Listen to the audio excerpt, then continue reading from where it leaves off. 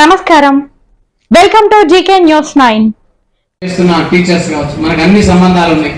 మీడియాతో సంబంధం ఉన్నది. విద్యార్థి ఏకైక ఎవరు అంటే భారతదేశంలో మన పాఠశాల. మరి మనలాంటి పాఠశాలలో ఒక రిప్రజెంటేటివ్, ప్రభుత్వానికి రిప్రజెంటేటివ్ ముగ్గురిని ఇవ్వడం జరిగింది. మన ప్రైవేట్ పాఠశాలకు లేరు. కాబట్టి దయచేసి మిత్రులారా, నేను రాబోయే ఎన్నికల్లో 22 మంది ఎమ్మెల్యేలు ఉంటారు. అలాగే దాదాపు మండలాలు 600 మండలాలు దాదాపు ఉంటాయి. మరి ఇన్ని మండలాల వ్యవస్థలో, ఇంత వ్యవస్థలో మనం అందరం కూడా ముందుకు వెళ్ళాలి అంటే మీ ఆశీర్వాదం, మీరందరూ కూడా నన్ను ఆశీర్వదించాల్సిన అవసరం, ఆవశ్యకత ఉంది.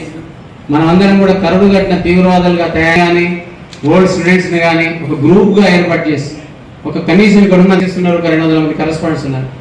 మన దగ్గర ఉన్న వాళ్ళని ఒక 20 మందిని 30 మంది గ్రూప్గా చేసి ఈ హాలిడేస్లో, దసరా వెకేషన్స్లో మనం కనుక ఓటు నమోదు కార్యక్రమం నవంబర్ 6 వరకు ఉన్నది. ఇది ఓటు నమోదు కార్యక్రమంలో భాగంగానే ఈరోజు ఈ కార్యక్రమం తీసుకోవడం జరిగింది. ఓటు నమోదును కనుక ఎక్కువ కనుక చేసినట్లయితే మా లీడర్ యాదగిరి శేఖరరావు గారు వస్తున్నారు, ఖచ్చితంగా మా ఎమ్మెల్సీగా గెలిపించుకోవాలనే అవసరం, ఆవశ్యకత ఉంది అనుకున్నట్లయితే ఖచ్చితంగా రాబో రోజుల్లో ప్రభుత్వం, ప్రైవేట్ రెండింటిని కూడా బలోపేతం చేసే విధంగా, సమాజంలో విద్య అనేది చాలా ఇబ్బందికరంగా ఉంది. ఆరోగ్యం ఎంతగా తెచ్చే విధంగా, శాసన మండలిలో ఉన్న గలం విప్పే విధంగా, నా గొంతుకను ముందు తీసుకెళ్లే విధంగా ఈ కార్యక్రమాన్ని ఈరోజు తీసుకోవడం జరిగింది.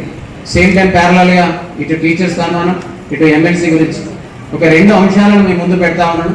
ముఖ్యంగా ప్రైవేట్ పాఠశాలలో పనిచేస్తున్న టీచర్లకు హెల్త్ కార్డు అనేది గత 4-5 సంవత్సరాల నుంచి మనం కొట్లాడుతూ ఉన్నాం.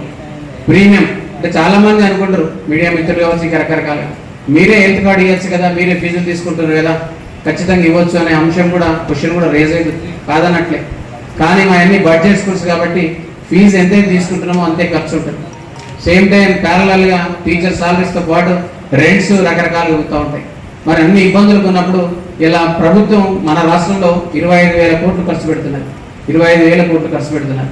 మరి ఇలా మేము 35,000 కోట్లు ఆదా చేస్తూ ఉన్నాం. మరి 3 లక్షల మందికి ఆల్రెడీ ఎడ్యుకేషన్ విద్యా సుంకం అనేది కేంద్ర ప్రభుత్వానికి కడతాం. మనం ఏది కొన్నా, ఏది పర్చేజ్ చేసినా, ఏ కంపెనీస్ పెట్టినా. మరి అలాంటి 1947 నుంచి దాదాపు 11 లక్షల వేల కోట్ల రూపాయలు ఇలా బడ్జెట్ అయి ఉంది. కేంద్ర ప్రభుత్వాన్ని రాష్ట్ర ప్రభుత్వం ద్వారా, అన్ని రాష్ట్ర ప్రభుత్వాల ద్వారా, మా నేషనల్ ఇండిపెండెంట్ స్కూల్ అలయన్స్ ద్వారా మా కులభూషణ్ శర్మ గారు కూడా రిప్రజెంట్ చేయడం జరిగింది.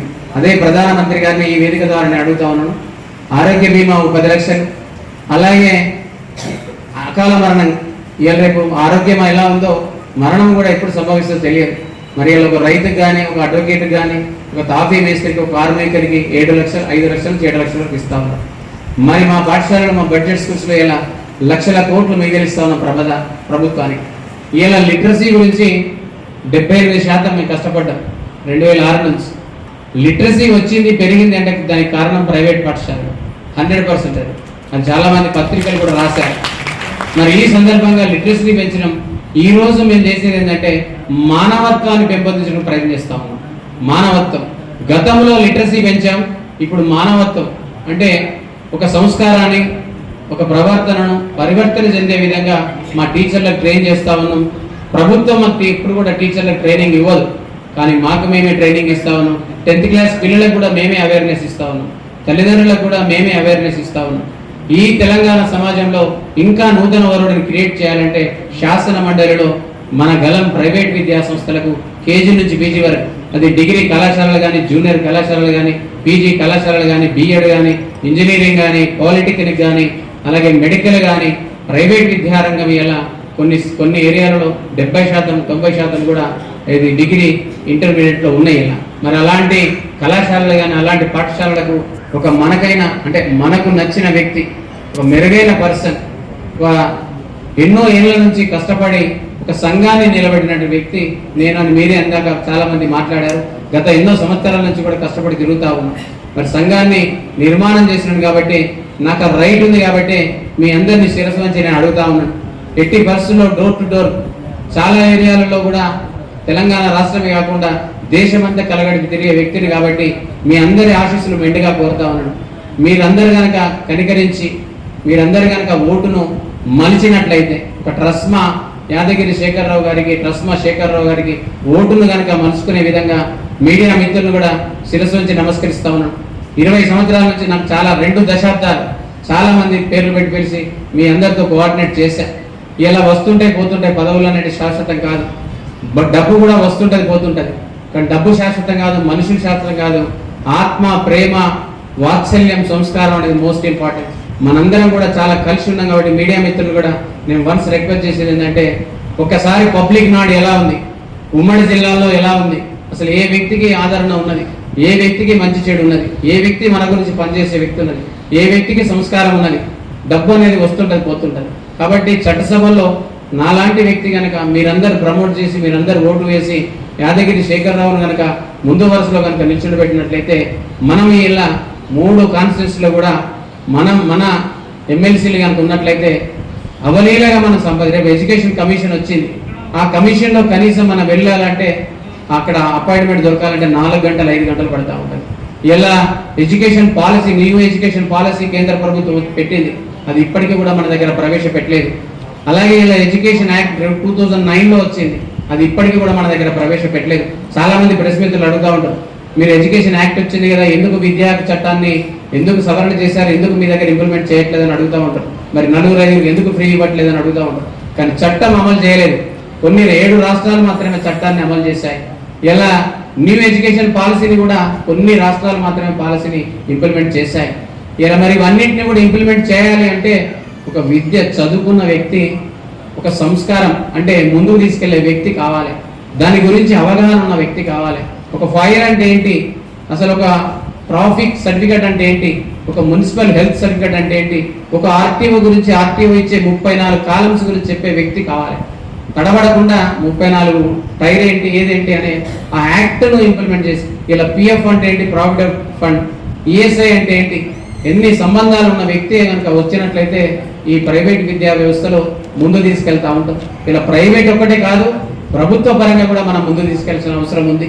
ఎందుకంటే ఇలా ప్రభుత్వ పరంగా టాయిలెట్ చూస్తాం, ఇక్కడ స్కావెంజర్స్ ఉండరు, అక్కడ వాళ్ళ డిఎల్కి సంబంధించిన ఇతరత్ర అంశాల పట్ల లీడర్ అవుతారు, వాళ్ళ గురించి వాదించలేక పోతా ఉన్నారు, వాళ్ళ గురించి ముచ్చట పెట్టకుండా పోతా ఉన్నారు. మరి ఇదే సందర్భంలో మీ అందరినీ కూడా ప్రభుత్వం, ప్రైవేట్ అనే కాకుండా ఒక విద్యా వ్యవస్థనే కాకుండా ఆరోగ్య వ్యవస్థ పట్ల అనేక రంగాలు ఉన్నాయి. ఆ రంగాలన్నింటినీ కూడా మనం తిరిగి ఉన్నాం కాబట్టి, రాష్ట్రం అంతా తిరిగి ఉన్నాం కాబట్టి రాష్ట్రం అంతా కూడా మనకు అప్రూవల్ చేసింది. 2-3 రోజుల్లో మన నేషనల్ ప్రెసిడెంట్ కూడా కరీంనగర్ రాబోతున్నాడు. ఈ ప్రైవేట్ విద్యా వ్యవస్థలో ముందు తీసుకెళ్తా ఉంటాం. ఇలా ప్రైవేట్ ఒక్కటే కాదు, ప్రభుత్వ పరంగా కూడా మనం ముందు తీసుకెళ్లాల్సిన అవసరం ఉంది. ఎందుకంటే ఇలా ప్రభుత్వ పరంగా టాయిలెట్ చూస్తాం, ఇక్కడ స్కావెంజర్స్ ఉండరు, అక్కడ వాళ్ళ డిఎల్కి సంబంధించిన ఇతరత్ర అంశాల పట్ల లీడర్ అవుతారు, వాళ్ళ గురించి వాదించలేక పోతా ఉన్నారు, వాళ్ళ గురించి ముచ్చట పెట్టకుండా పోతా ఉన్నారు. మరి ఇదే సందర్భంలో మీ అందరినీ కూడా ప్రభుత్వం, ప్రైవేట్ అనే కాకుండా ఒక విద్యా వ్యవస్థనే కాకుండా ఆరోగ్య వ్యవస్థ పట్ల అనేక రంగాలు ఉన్నాయి. ఆ రంగాలన్నింటినీ కూడా మనం తిరిగి ఉన్నాం కాబట్టి, రాష్ట్రం అంతా తిరిగి ఉన్నాం కాబట్టి రాష్ట్రం అంతా కూడా మనకు అప్రూవల్ చేసింది.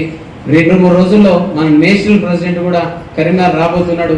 నేషనల్ ఇండిపెండెంట్ స్కూల్ అలయన్స్ అన్ని రాష్ట్రాల అధ్యక్షులు కూడా హిమ్మత్ ఇస్తా ఉన్నారు, మనల్ని ఖచ్చితంగా ముందు తీసుకెళ్ళడానికి వాళ్ళు ప్రయత్నం చేస్తా ఉన్నారు.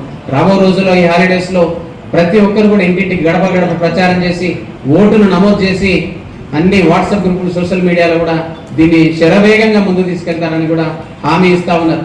మరి ఈ సందర్భంగా ప్రెస్ మిత్రులకు ఈ అంశాలన్నింటినీ కూడా చెప్పా. ఇంకేమైనా మీ డౌట్స్ ఉంటే కూడా ఎట్టి పరిస్థితుల్లో మరణమైనా చూస్తారు కానీ డ్రాప్ అనేది ఉండదు. మా కరీంనగర్ ప్రెస్ మిత్రులు చాలా మంది అడుగుతా ఉంటారు, మరణం మళ్ళీ శేఖరరావు అంటారు కనబడు. I'm challenging 100% mother promise and father, మా ఫాదర్ చనిపోయారు, వారి తిథి రేపే ఉంది.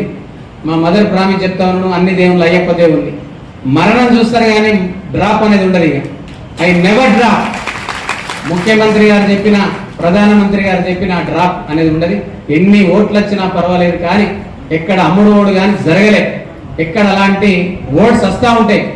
ఒక వ్యక్తి ముందుకెళ్తా ఉన్నప్పుడు అనేక ఇబ్బందులు పెడతా ఉంటారు, అనేక మాటలు చెవాకులు అవాకులు వస్తూ ఉంటాయి. I'm not a politician. ఒక సంఘం వ్యవస్థలో ఉన్న ఒక ప్రెసిడెంట్గా ఉన్నా, నేను ఒక లేబర్, నేను ఒక worker, I'm not a leader. నేను ఒక పని మనిషిని మాత్రమే. వర్క్ చేయడానికే వచ్చా, ఆ వర్క్ చేయడానికే నాకు తృప్తి ఉంటుంది. కాబట్టి దయచేసి మిత్రులారా, ఎక్కడ కూడా ఇంకా దీన్ని డీవియేషన్ చేయకుండా, వేల మంది ఉన్నారు, ఇంకా తరలి వస్తా ఉన్నారు తండాలుగా. ప్రతి ఒక్కరు కూడా నేను హామీ ఇచ్చేది ఏంటంటే డ్రాప్ అనేది ఉండదు. దయచేసి అలాంటి ఓటింగ్ నాకు రానియకండి, అడుగుతా ఉండరు. ఇదే సందర్భంగా మీ అందరికీ కూడా తెలియజేస్తా ఉన్నాను, మీరందరూ కూడా సహకరించాలి.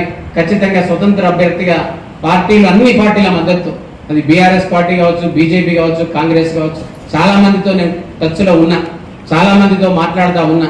అనేక మంది నీలాంటి వాడు ఉండాలి చట్టసభల్లో అని ఇండైరెక్ట్గా నాకు ఫోన్లు చేస్తూ ఉన్నారు. కొంత గ్యాప్ కూడా, అంటే గ్యాప్ ఉన్న వాళ్ళు కూడా నాకు ఫోన్లు చేస్తూ ఉన్నారు, అన్న నీలాంటి వాడు ఉండాలని.